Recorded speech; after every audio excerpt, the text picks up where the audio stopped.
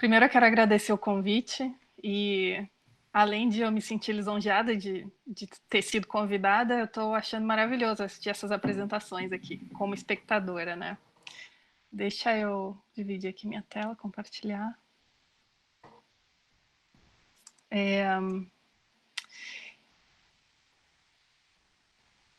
Vocês estão vendo aí a apresentação? Tá carregando aqui. Já entrou. Acho que agora entrou. Tá. Isso. Pode ir. Só para dar um pouco de contexto, como eu falei, né, eu acabei mudando um pouco não, muito a área que eu atuava, e aí eu acabei vindo para o Canadá, que, imagina, um país da América do Norte, hipercapitalista e etc.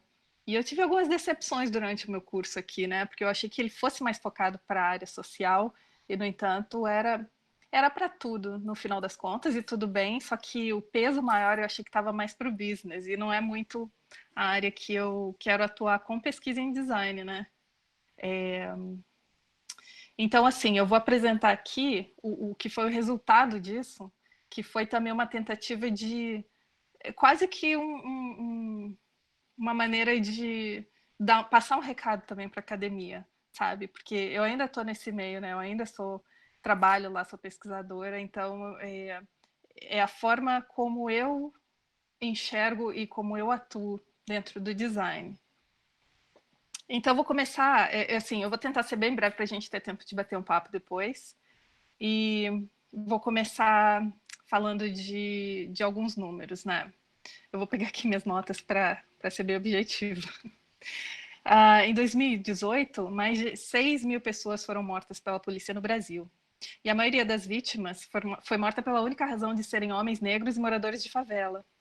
Então, assim, vamos começar do começo, né? O que é favela? E, assim, para mim é um território de pluralidades, né? É uma questão muito complexa, né? Você falar simplesmente favela, está envolvendo um monte de assuntos e de coisas e comportamentos. Então, assim, como ela pode ter muitas interpretações e significados diferentes, eu vou pedir licença aqui. Eu não sou favelada, não sou cria de favela, mas vou pedir licença para passar um pouco da minha visão sobre isso. Para mim, a favela é um lugar de contrastes, né? E de muitas belezas, as convencionais e as não convencionais também.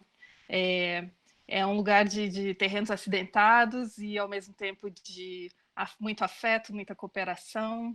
É um lugar onde a alegria e o medo vivem juntos também, e assim, na mesma proporção. Também tem a questão da informalidade e da espontaneidade que estão sempre presentes, não importa o que. E seus moradores são muito criativos e engenhosos. E eu acho uma coisa espetacular, assim, o que eu vejo de como, quando a gente está numa crise, como a gente fica criativo, né? A gente acha soluções, já que quando a gente não tem com quem contar, a gente acaba nós mesmos criando essas soluções. E que eu acho que é uma potência muito forte, assim, da favela. O problema é que nem todo mundo enxerga a favela, né? Da mesma forma que eu, ou que vocês, talvez. Quando se fala em favelado, a gente normalmente usa como um termo depreciativo. A gente não, eles. E isso é um problema, né? Uma população inteira vivendo nessas dimensões geográficas que é estigmatizada. E, assim, eu vejo pessoas que preferem usar a palavra comunidade e como um eufemismo, né, para se falar de favelado. E, assim, na pesquisa que eu fiz com favelados, eu tomei a decisão de usar esse termo, porque a gente precisa tirar esse estigma, né, se a gente está falando de narrativas, enfim. Por que não usar favelado? E existe uma consequência muito significativa dessa narrativa, que é a criminalização dos favelados, né? E quando isso acontece, eles são removidos de toda a sua humanidade, né? Do seu direito de viver. E aí eu vou falar um pouco aqui sobre outros números, né? A população de favelados no Rio ela é muito significativa. O Rio tem mais de 1.000 favelas e quase 1,5 milhão de residentes, né? E aí, ao mesmo tempo, você vê aqui o que essas narrativas que a gente tem hoje criam. 51% das pessoas pensam na palavra drogas e violência quando se fala em favela. E 57% dos brasileiros não contratariam um favelado. E aí eu vou falar mais à frente sobre esses impactos, né? O Brasil é o terceiro no mundo em população carcerária. Então a gente tem, assim, a nossa forma de encarar os problemas é simplesmente a punição, né? E aí você acaba lotando as prisões, não existe nenhum tipo de reparação e aí você vê aqui, né, quais são esses contrastes. 76% dos mais pobres são negros no Brasil. E aí se você comparar com as vítimas da polícia, 76,2% são negros também. E dos 727 mil prisioneiros que a gente tem no Brasil, 64 são negros. Então, assim, a grande maioria da população que é marginalizada também é negra, né?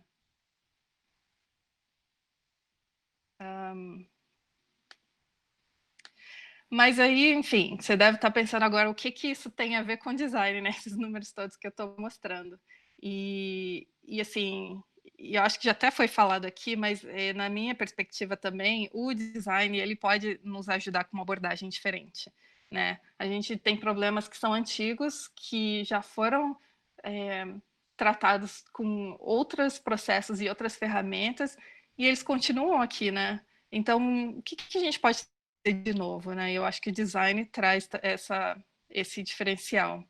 Não que eu acho que o design seja o que vai salvar o mundo, mas é uma perspectiva diferente. A gente consegue combinar métodos, enfim. E o design, ele assim, ele está muito relacionado à capacidade humana de ser transformador e criativo no mundo, né? Então eu coloquei essa frase: toda a comunidade pratica o design de si mesma. Então a gente está o tempo todo atuando como designer. Eu tenho essa perspectiva de que todo mundo pratica isso e a minha forma de praticar o design é com essas pessoas também que não têm o título de design, mas que, no meu ponto de vista, também são. E tem uma outra questão também, que é o projetar as ferramentas, né, que o design projeta, a gente está propondo maneiras de ser, né? Então a gente tem que ter na nossa consciência de que o design é sim uma disciplina política, necessariamente, né? O problema é que as pessoas que estão moldando o que é o design e quais são essas ferramentas disponíveis para a gente utilizar, são essas pessoas, né, que são da D-School, como foi apresentado anteriormente, né, explicando sobre o Design Thinking, a origem, né, do Design Thinking. O pessoal, esse Roger Martin, por exemplo, que é aqui do Canadá, que fala muito do design focado nos negócios. E aí essas ferramentas todas de inovação que a gente tem são criadas por essas pessoas que nunca estiveram aqui, nesse território, por exemplo, né? Ou aqui, pessoas que nunca perderam um parente numa enchente, num deslizamento de terra, ou que nunca precisou dizer para o seu filho carregar o recibo do seu iPhone no bolso, porque se a polícia pegar ele acha que ele roubou, sabe? Então são realidades muito discrepantes, né? Como é que a gente linka uma coisa na outra, né? E como designer, como eu falei, eu não acho que eu seja uma especialista, né? Como se o meu título me permitisse que eu pudesse consertar tudo. Eu acredito que o meu papel é de engajar e facilitar essas conexões, porque todos nós, como diz o Arthur Escobar, todos nós somos tecedores e reparadores da malha da vida.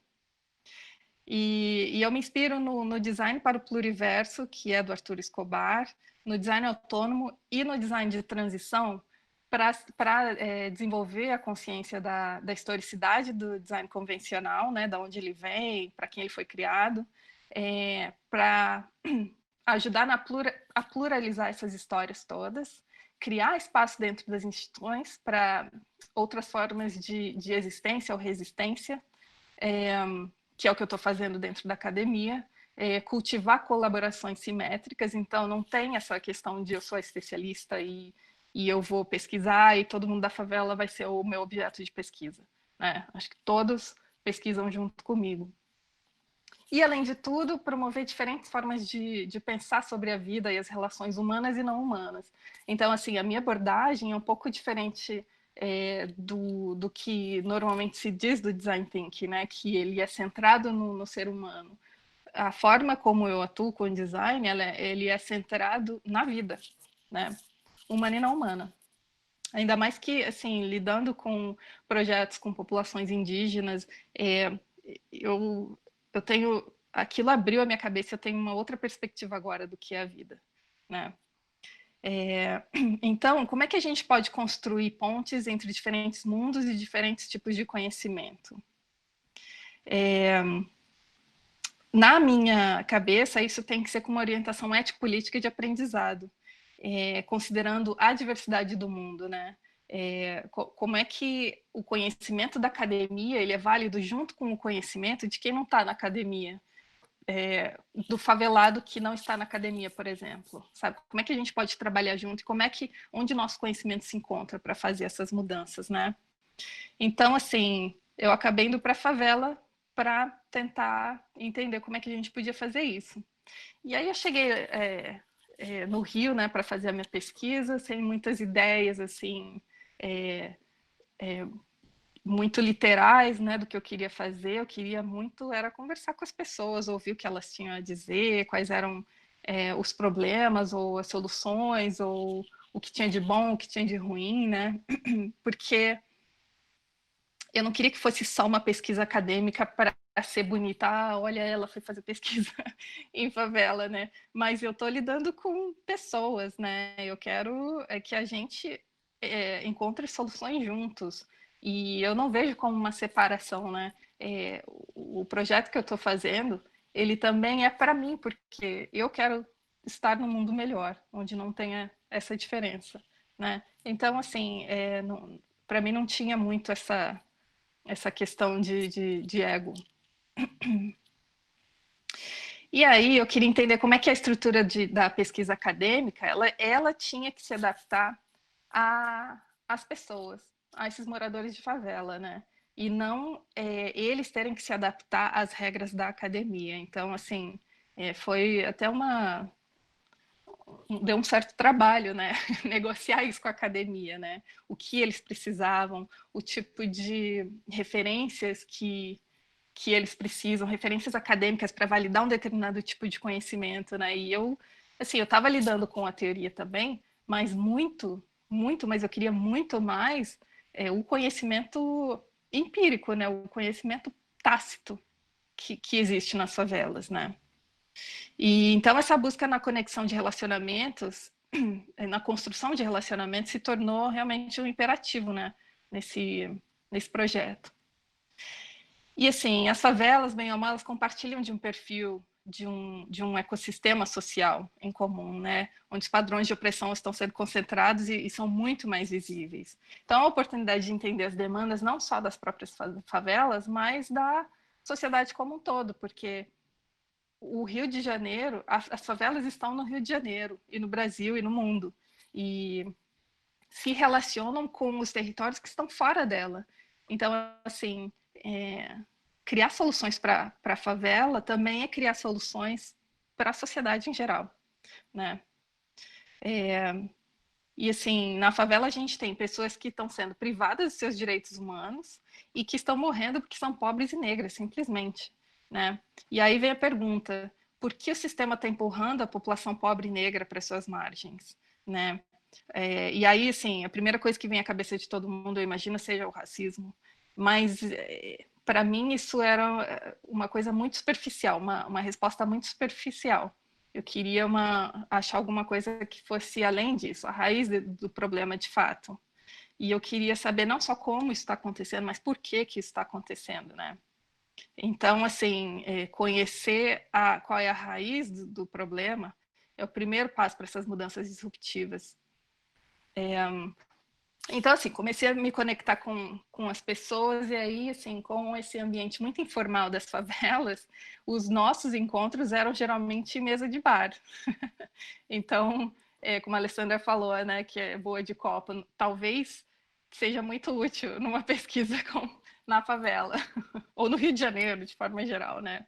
Então, eu fiz várias reuniões em vários bares, fui em festa na laje, brinquei de The Voice com as crianças, fiz mais reuniões. E, assim, e eu posso ter colocado de uma maneira aqui até divertida, mas isso era muito crucial para mim, né? Porque essa pesquisa é sobre a vida dessas pessoas, então essas conexões elas iam muito além do que só um relacionamento entre pesquisador e pesquisado, vamos dizer. Não era isso que eu queria, né? E assim, e como pesquisadora, ter essa experiência, né? Abraçar o desconhecido, fazer essas descobertas, sair do meu lugar comum, construir relacionamentos que são com outras dinâmicas, né? Do que a gente normalmente está acostumado e entender diferentes modos de vida, foi uma coisa muito importante para mim, né? E, e foi importante também para entender que essa questão que o Design Thinking fala muito sobre empatia, sim, ela é essencial e ela é muito importante, mas me fez pensar que a empatia ela chega só até um determinado ponto, né? Existe um limite, porque eu me colocar no lugar do outro não quer dizer que eu vou saber o que é estar no lugar do outro, né? Mas respeitar e ouvir para a gente construir alguma coisa junto, né? Eu não nasci nem fui criada em favela e eu entendo que não, assim, não há forma de eu sei o que é morar numa favela até um determinado ponto. Além disso, só os moradores vão saber. Eu nunca vou saber o que é isso, né? Então eu preciso levar isso em consideração enquanto pesquisadora e enquanto uma pessoa responsável que está construindo esses relacionamentos, né? Então, eu nunca poderia fazer essa pesquisa sozinha, sempre trabalhando com outros pesquisadores, com diferentes tipos de conhecimento além do meu, né? E aí, depois disso tudo, e depois de 2 meses e meio fazendo várias reuniões, eu consegui reunir um pessoal de várias favelas diferentes para compartilhar o conhecimento deles e terem ideias juntos, né? E aí os resultados foram muito interessantes.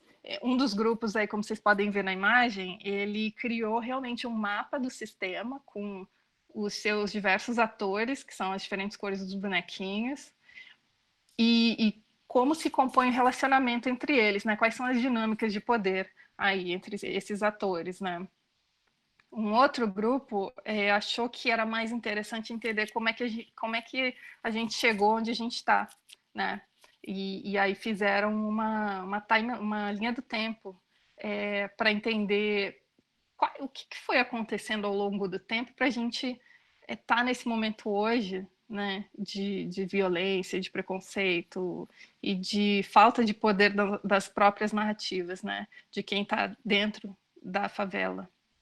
E aí, junto, a gente chegou nesse diagrama do sistema, que foi a partir desses exercícios, né? Para poder entender qual é o impacto da marginalização das favelas, né? Porque, aí, de novo, para a gente começar a criar soluções que sejam realmente disruptivas, né? Que sejam inovadoras, a gente precisa entender onde a gente se encontra, o que está acontecendo, uma visão um pouco mais sistêmica, né, um pouco mais distanciada, para entender quais são essas interferências que a gente precisa criar nesse sistema, né? E aí eu vou listar aqui um pouco o que tem um impacto direto na vida cotidiana das pessoas por conta do sistema como ele é. Acho que depois, se vocês tiverem curiosidade, a gente pode voltar e falar um pouco mais sobre essas dinâmicas de poder aqui do diagrama.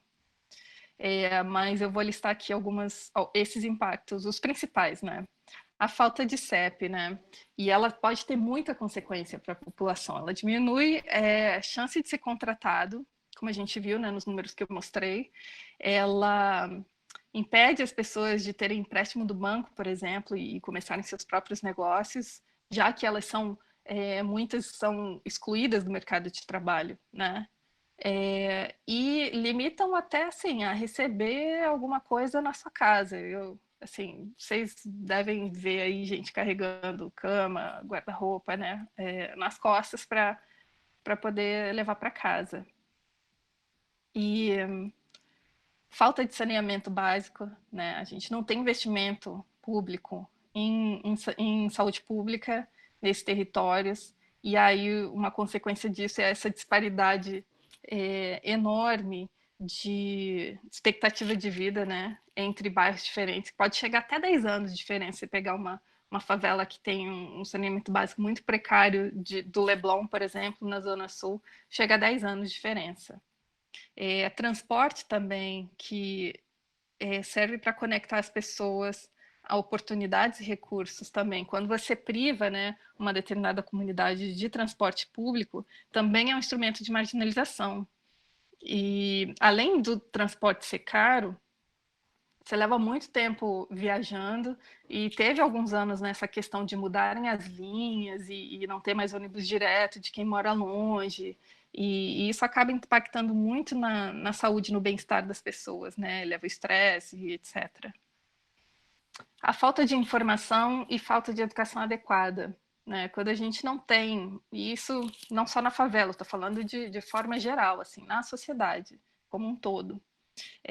Quando você tem falta de uma educação adequada, é difícil você desenvolver mentes críticas, né, para a gente entender qual que é o problema e tentar modificar a nossa realidade, né? Então você tem cidadãos menos participativos e a falta de informação, aí são duas partes, né? A falta de informação de quem está marginalizado é um problema porque fica complicado para eles defenderem seus próprios interesses. E de um ponto de vista mais amplo, o que acontece é essa narrativa de exclusão, né? O acesso que as pessoas têm de informação das favelas, ele é restrito e limitado. Então, se criam essas narrativas de que quem mora na favela só tem bandido, não presta, tem que morrer, enfim. Essas coisas que a gente já sabe. A outra questão é a definição de um inimigo específico da sociedade. Nesse caso é a guerra às drogas, né?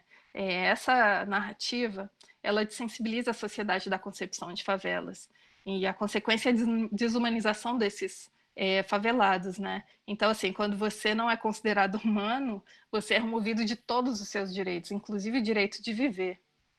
E assim, para entender por que esse sistema de marginalização está sendo o tempo todo reforçado e por que é tão difícil de mudar, eu fiz uma investigação histórica baseada no que o pessoal tinha feito na oficina, e aí eu coletei muito mais informação e encontrei alguns fatos que ajudaram a esclarecer um pouco tudo isso, né? Primeiro, a colonização, que reforçou uma hierarquia vertical e estrita, né?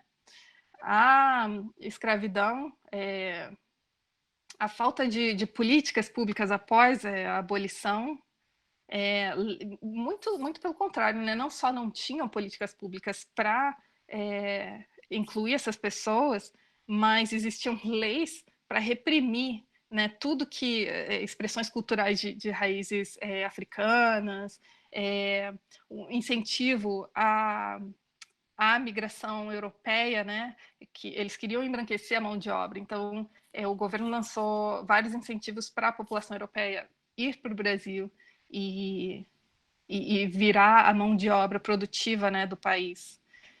Além disso, a gente tem agora esse retorno da mentalidade conservadora que está relacionada ao nosso passado, também a ditadura militar, privilégio branco e o patriarcado ameaçados, né, com as pessoas tendo mais voz de grupos considerados minorias.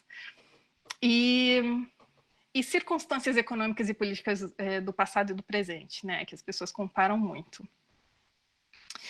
Esse é o contexto brasileiro, né, que eu estou falando aqui, mas eu aprofundei ainda mais a minha investigação e adaptei uma ferramenta que é de futuros para entender um contexto global, que aí eu peço perdão, eu não tive tempo de traduzir esse mapa, mas isso é um método projetado não necessariamente para prever cenários futuros, mas para criar espaço para transformação, né, que são os futuros desejados.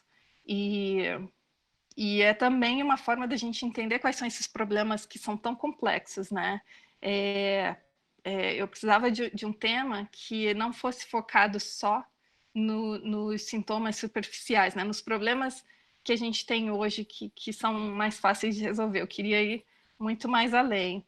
Então, assim, isso tem, eu acho que a teoria U, inclusive, bebeu dessa fonte, né? Que é, acho que quem divulgou chama Causal Layered Analysis. Eu não sei o nome em português, mas o pessoal normalmente se vê isso como um iceberg também, como a Alessandra mostrou na teoria U. E eu fiz metade desse exercício, né? Porque o iceberg, assim, na teoria você desce até ali o pontinho mais profundo e depois você começa a emergir. E no CLA também, né? Nessa ferramenta. Só que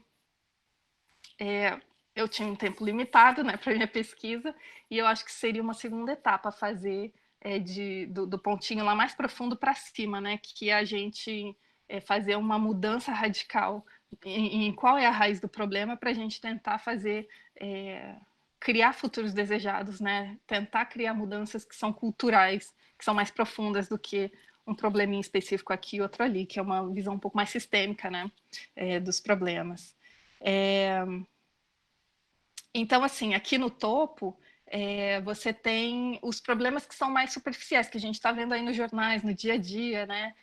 Fake news, o Brexit, a volta do populismo, os algoritmos reforçando crenças, né? Consumismo, etc. Aí você vai para um segundo nível, que é mais... está um pouco mais escondido, né? Que são os sistemas que formam a sociedade onde a gente vive, né? Então, assim, sistemas políticos, né? O neoliberalismo, o capitalismo. E aí eu fui colocando também, usando sinais e tendências que a gente tem hoje para entender o que está florescendo nesse momento, né?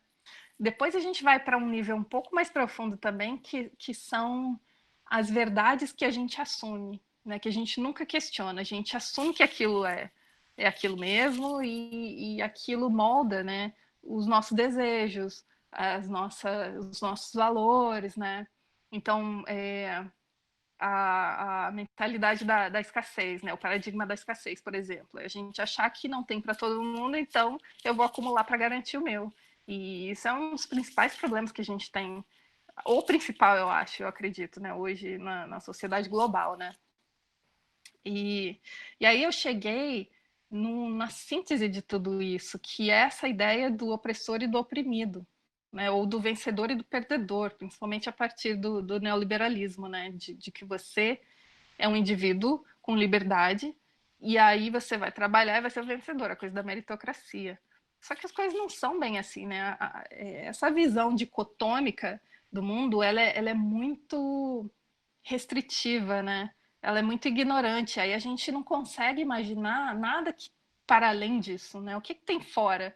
Assim, o Paulo Freire já dizia, né? O sonho do oprimido é virar o opressor, né? Porque é a referência que a gente tem. A gente assume que o mundo funciona dessa maneira. E aí, assim, investigando tudo isso, eu cheguei a uma palavra que ela é muito forte, que é o medo. Ela é uma emoção muito persuasiva e ela é capaz de cegar a gente, né? As nossas reais necessidades, nossos desejos, cria resultados que a gente não quer, que a gente acredita que quer, mas não quer. E a gente vê hoje na sociedade como é que ela não está funcionando bem para ninguém no final das contas, né? Por causa do medo, as pessoas colocam segurança acima da liberdade, né? Idealizam o passado, na ditadura que era melhor. E aí a gente... Jananda, Oi. eu só queria fazer um pouco, meio que uma recapitulação aqui.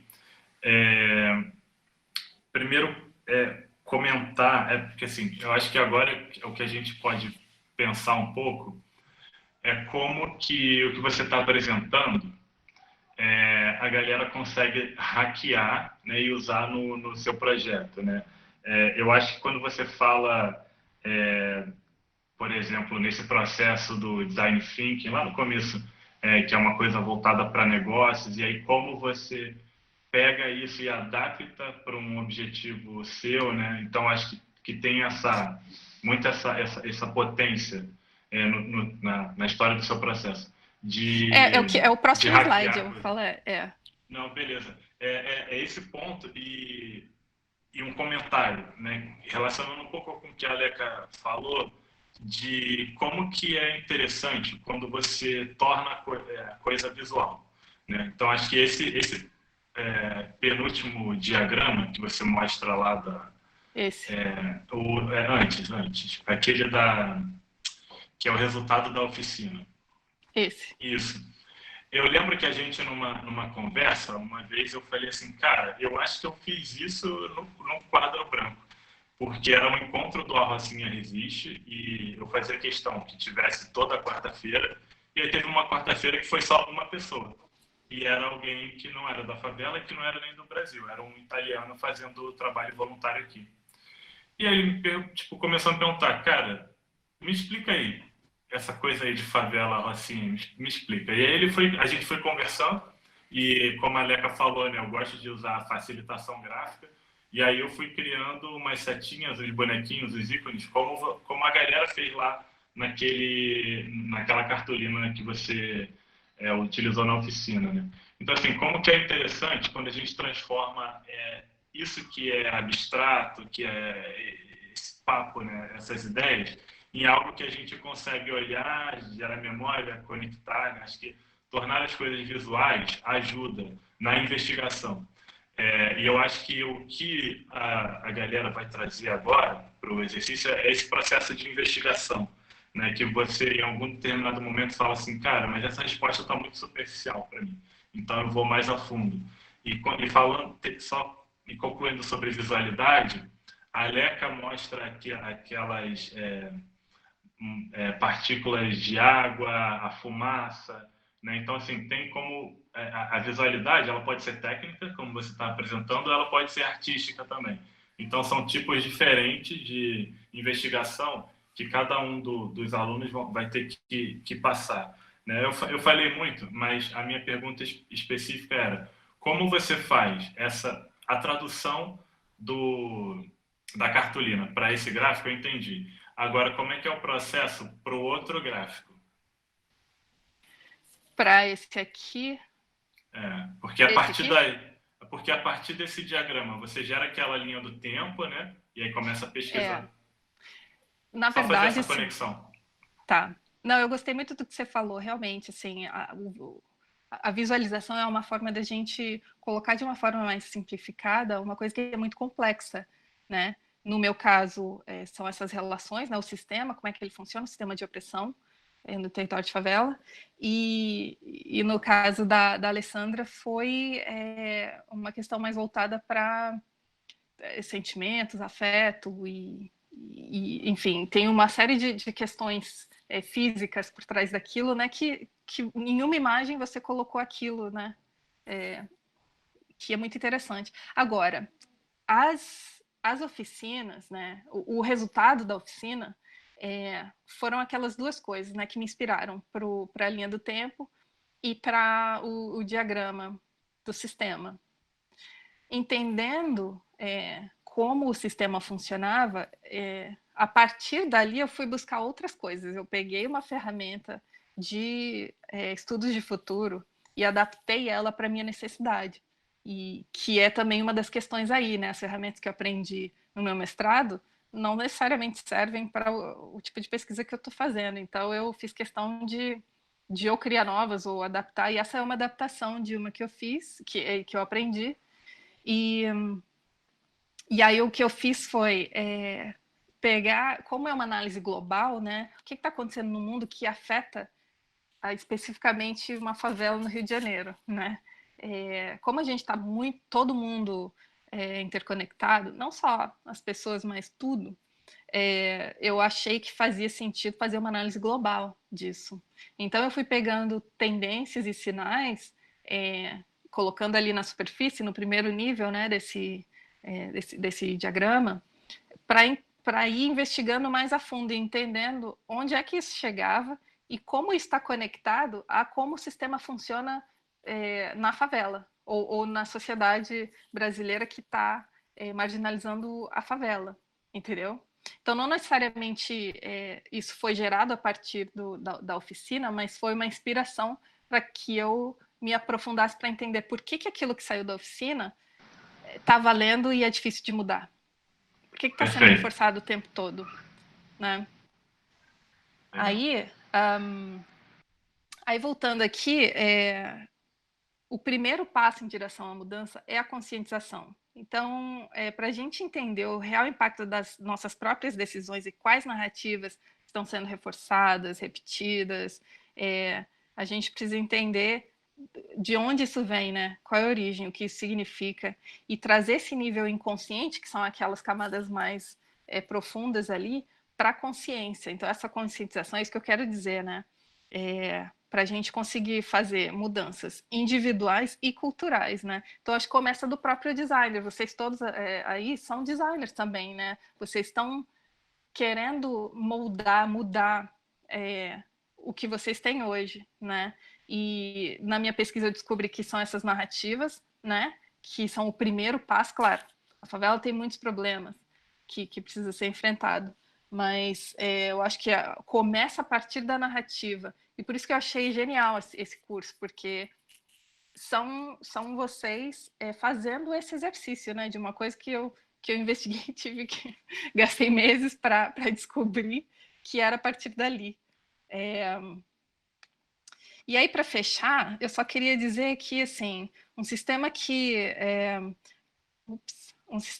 acredita que matar pessoas vai reduzir a taxa de criminalidade é um sistema que está quebrado, né?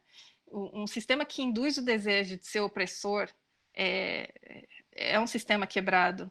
E um sistema que possui opressores nos seus livros de história como heróis quer dizer que é um sistema que não está funcionando.